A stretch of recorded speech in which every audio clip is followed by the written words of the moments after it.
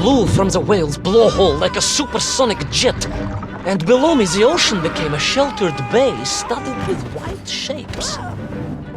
You will be amazed as my epic journey unfolds. For here, it was about to take a most unexpected turn. And it happened like this.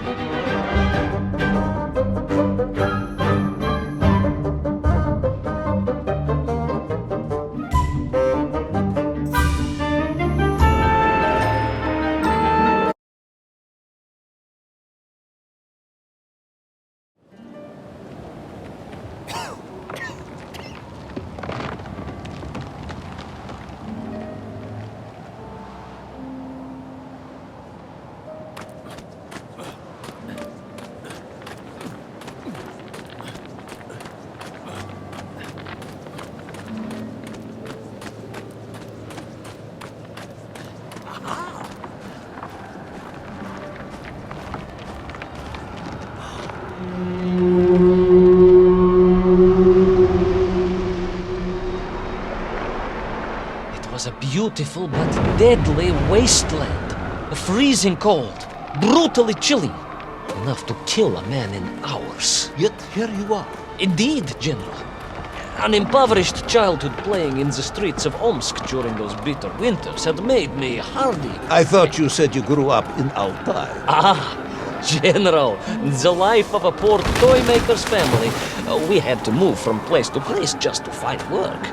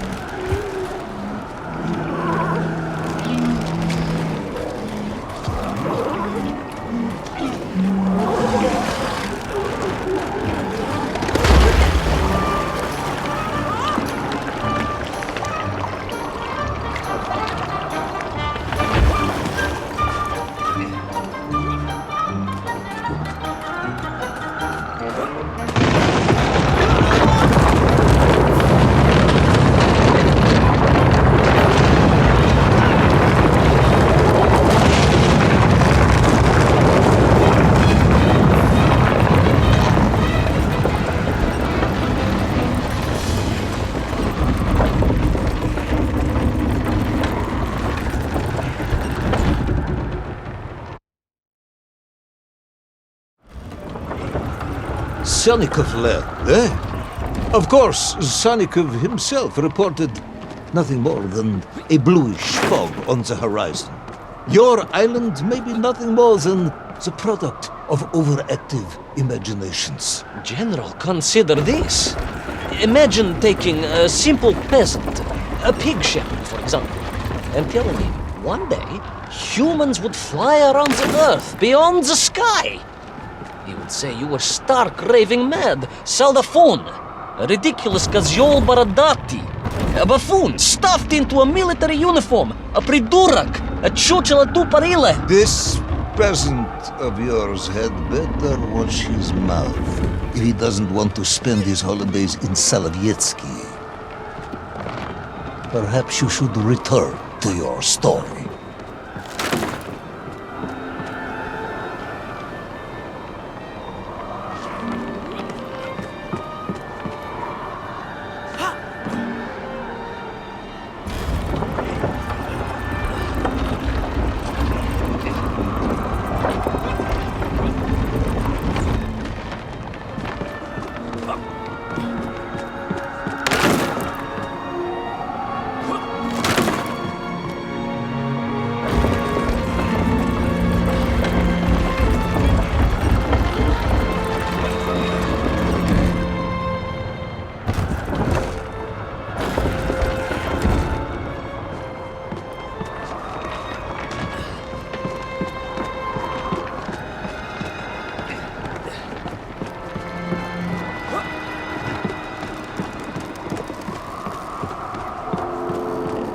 There in the cliff, I could not believe it. A hairy elephant, trapped and frozen in the ice. A mammoth! No, General, a hairy elephant. Who would think such a thing could be?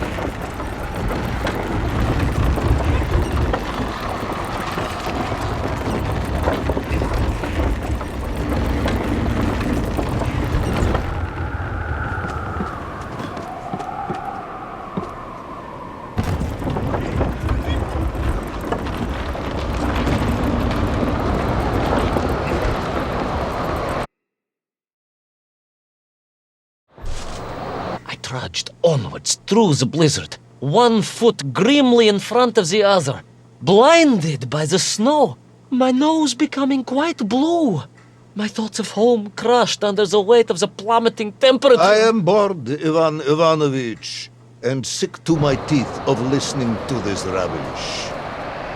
Let us speak plainly now. You will tell me where my bomb is, or I will have you shot. I am just getting to that, General. Shut! Comrade Primal! Shot with real bullets, fired from a real gun, not some ludicrous Bultavia about lost cities and dinosaurs and mink and mammoth. It was a hairy elf. No! I will not tolerate any more! Where is the bomb, Ivan Ivanovich? Where is Little Orpheus? It was right there. What? It was there. At least I realized it must be. Where? There? On Sonic Land? Yes, General. Because as the storm began to clear, I realized with a strange excitement and trepidation that I was not alone on Sonic Flight.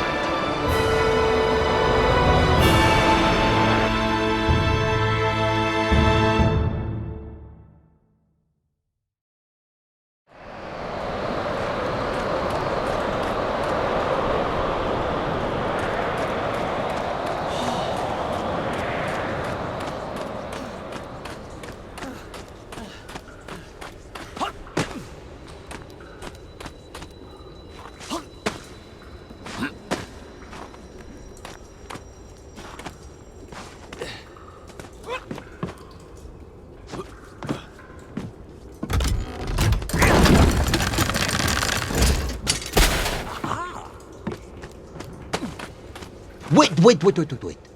Go back. You say these lifeboats came from Zarya? A Russian ship? Zarya returned home, but not with all of her crew. And here were the missing lifeboats, trapped in the ice for all of these years. And it could only mean one thing. That you are continuing to hang lapsha on my ears.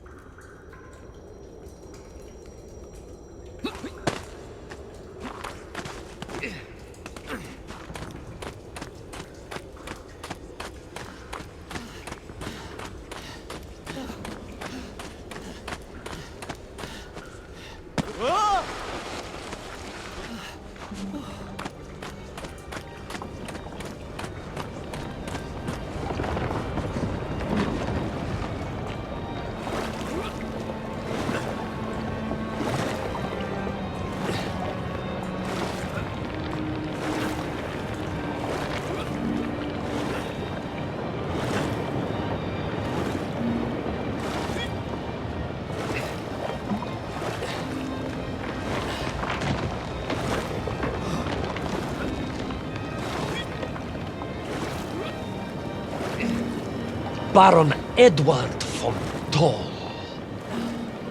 Of course, I remember reading about his tragic expedition at school. We were taught he had died a hero's death out on the icy wastes, searching for Sanikafline. Yet what if, in doing so, he had sailed accidentally into the interior, deep below the crust of the world? A fellow citizen of the surface. I had to try and find him.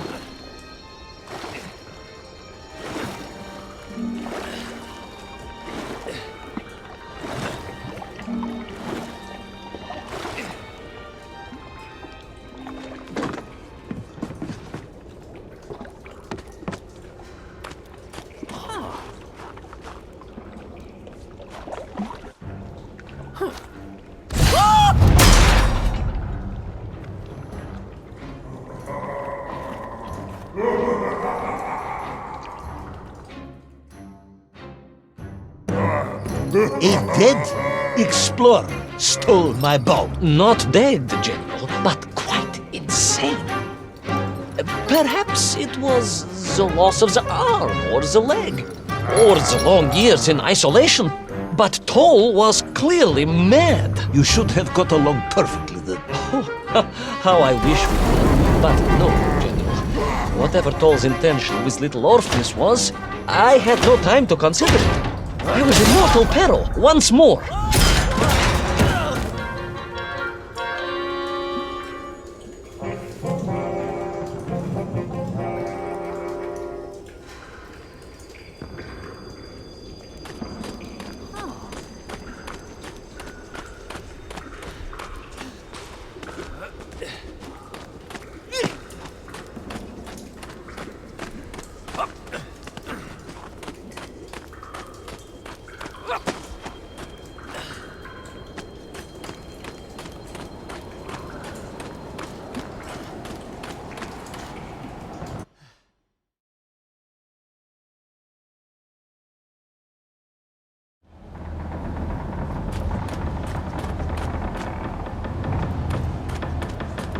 So, you believe that Tol had somehow enslaved the Yenkiv and bent them to his will? I do, General. It was obvious.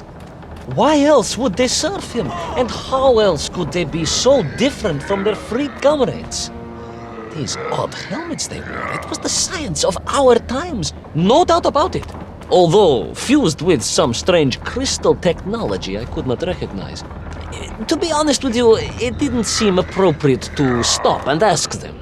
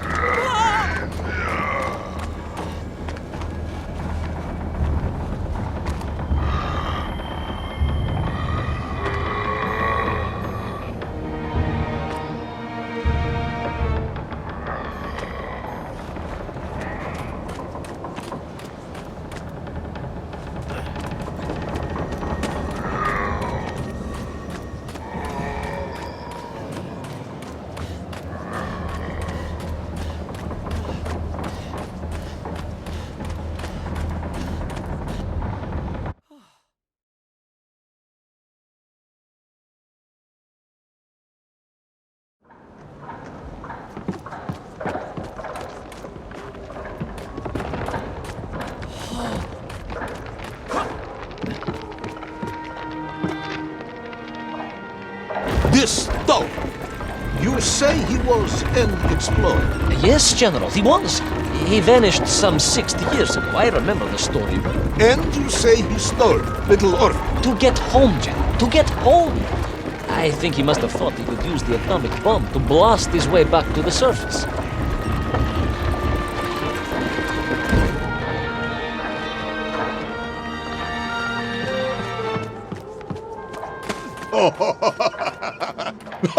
Brilliant, Ivan Ivanovich!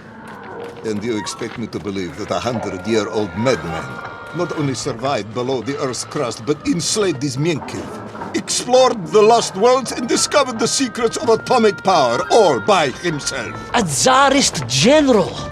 An imperialist! No doubt harking back to the terrible days before the Great Revolution! And Estonian! Estonia? Estonian, General! They are wily people.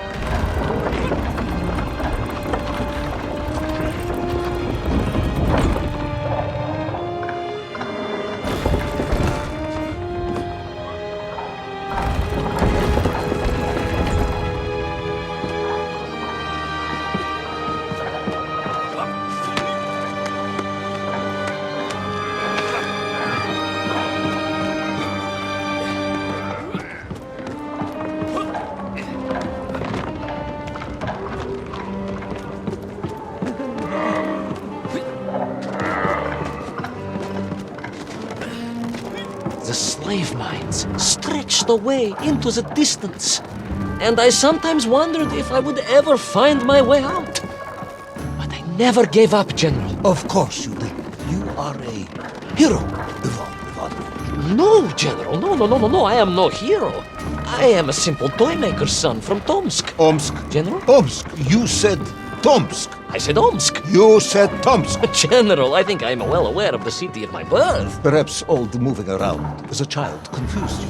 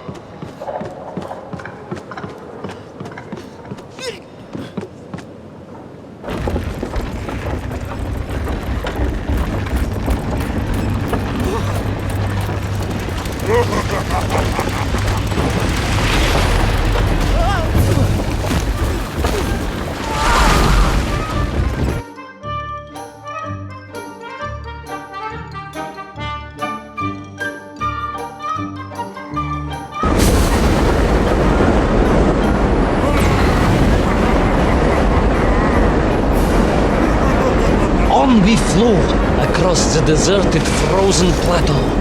I was single-minded in my pursuit, dogged in my determination.